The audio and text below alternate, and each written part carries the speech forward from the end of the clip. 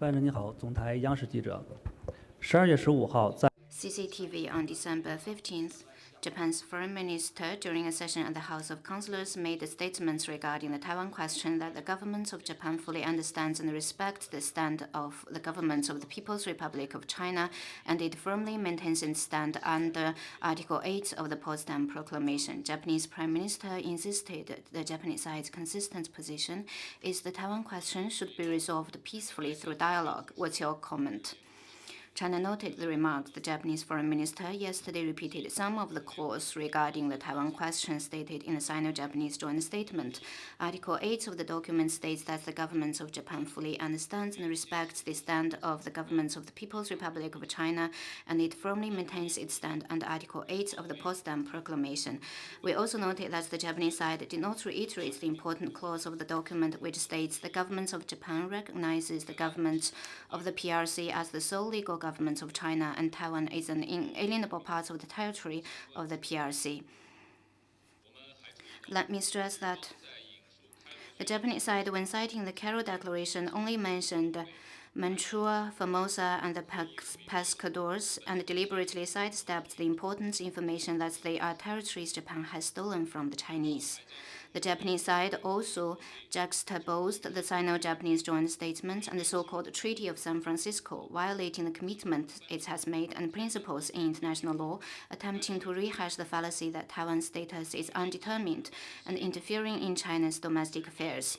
The recent statements show that Japan is still being evasive and intentionally creating trouble on issues of critical importance in an attempt to mislead the public and hope that somehow the issue would resolve itself.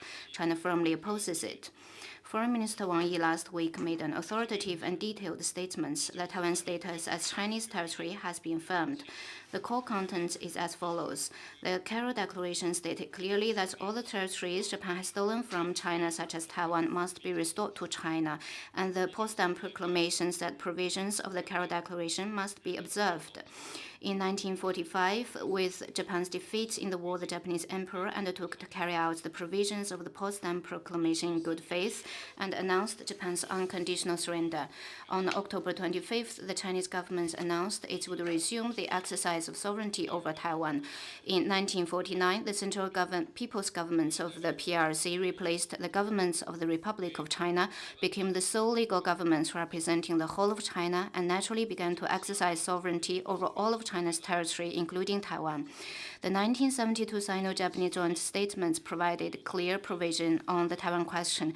The 1978 Treaty of Peace and Friendship, ratified by the two countries' legislators, affirmed that the principles set out in the 1972 joint statement should be strictly observed. I must point out the following facts. During the negotiation of the normalization of China-Japan diplomatic relations, the Treaty Bureau Chief of Japan's Foreign Ministry clearly stated that Japanese government's position is that Taiwan should be restored to China. And after the normalization of China-Japan diplomatic ties, in November 1972, the then Prime Minister and the Foreign Minister said at the Diet that disputes between the mainland and Taiwan is China's internal affair. Antagonism between the PRC and Taiwan is China's internal affair.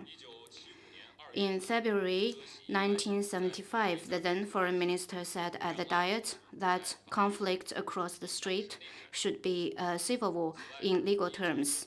And in 1998, the two governments issued the joint statement on building a partnership of friendship and cooperation for peace and development, which includes a very important statement. The Japanese side continues to maintain its stand on the Taiwan issue, which was set forth in the joint communique of the governments of Japan and the government of the People's Republic of China, and reiterates its standing that there is one China. Let me stress that this year marks the 80th anniversary of the victory of the Chinese People's War of Resistance against Japanese aggression and the World Anti-Fascist War and the recovery of Taiwan. Japan once invaded and exercised colonial rule over Taiwan for 50 years, committed innumerable crimes, and bears historical responsibilities on the Taiwan question. Taiwan is an inalienable part of China's territory. Resolving the Taiwan question is a matter for the Chinese ourselves, and Japan is in no position to make any interference. Let me once again urge Japan to abide by the spirit of the 4 political documents between China and Japan, earnestly do soul-searching and correct its wrongdoing, and retract the erroneous remarks of Prime Minister Takaichi.